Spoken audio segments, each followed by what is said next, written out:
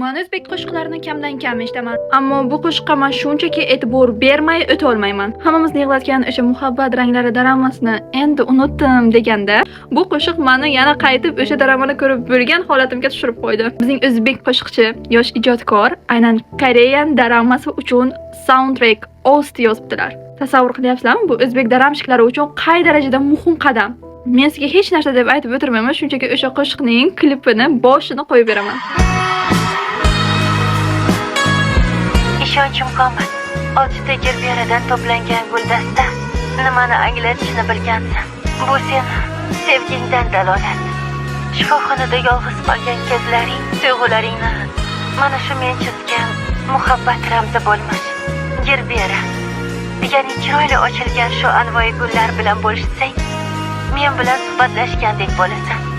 Bilsang, bu gullar sevgi va muhabbat timsolidir. Davomi meni yig'latadi o'zi.